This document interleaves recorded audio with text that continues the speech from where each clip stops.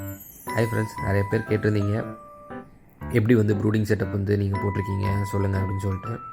எல்லோரும் போடுற மாதிரி தாங்க நானும் ப்ரூடிங் செட்டப் போட்டிருக்கேன். ஒரு தகரங்க, அதே மாதிரி ஒரு குண்டு பல்ப்பு, கீழே வந்து நியூஸ் பேப்பர் போட்டிருக்கேங்க. எக்ஸ்ட்ரா வந்துட்டு ஒரே ஒரு கண்ட்ரோலர் போட்டிருக்கேங்க. இது வந்து எதுக்குன்னா டெம்பரேச்சர் வந்துட்டு எவ்வளோ இருக்குது அப்படிங்கன்னு பார்த்துக்கலாங்க. டெம்பரேச்சருக்கு இது அதிகமாக வச்சுனாலும் கட் ஆஃப் பண்ணி கொடுத்துருங்க இந்த கண்ட்ரோலர். அதே மாதிரி நிறைய பேர்த்துக்கு வந்துட்டு குண்டு பல்ப் எவ்வளோ குஞ்சுக்கு எவ்வளோ வாட்ஸு போடுறது அப்படிங்கிற டவுட் இருக்குதுங்க.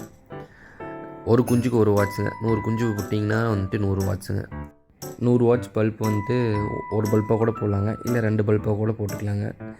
40 வாட்ஸாக கூட போட்டுக்கலாம், 80 வாட்ஸ். இல்லை வந்துட்டு கொஞ்சம் அதிகமாக வேணும் அப்படின்னா 60 வாட்ஸாக 2 பல்ப் போட்டுக்கலாங்க. நான் யூஸ் பண்ணுற தகரம் வந்து 1 அடி ஹைட்டுங்க. நீங்கள் இது ஓப்பன் ஸ்பேஸில் போடுற மாதிரி இருந்தால் ஒரு 1.5 அடி தகரம் வாங்கிக்கோங்க. அப்போ தான் வந்து ஹீட் வந்து வெளியே போகாதுங்க.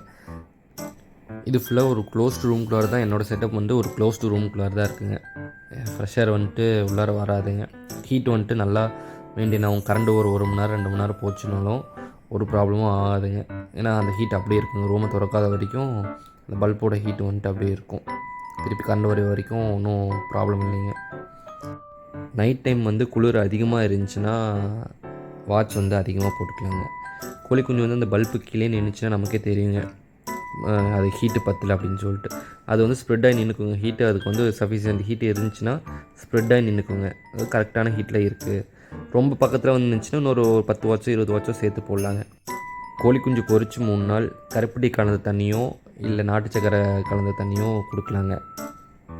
அதுக்கப்புறம் கோழி குஞ்சு நல்லா ஹெல்த்தியாக இருக்கிறதுக்கு விட்டமின் டானிக் கொடுக்கலாங்க.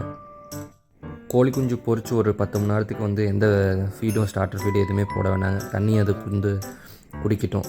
அதுக்கப்புறம் வந்துட்டு ஃபீடு போட்டுக்கலாங்க. தண்ணி நல்லா குடிச்சிச்சின்னா அதுக்கப்புறம் ஃபீடு எடுத்துச்சுன்னா ஜீரண பிரச்சனை, பின்னாடி வந்து எச்சம் ஒட்டி இருக்கிறது அது எதுவுமே ஆகாதுங்க. ஒரு 7 டேஸ் கழித்து F1 வேக்சின் விட்டதுக்கப்புறம் இந்த செட்டப்புக்கு மாற்றிடுவோங்க. இது வந்துட்டு கேஜ் செட்டப்புங்க.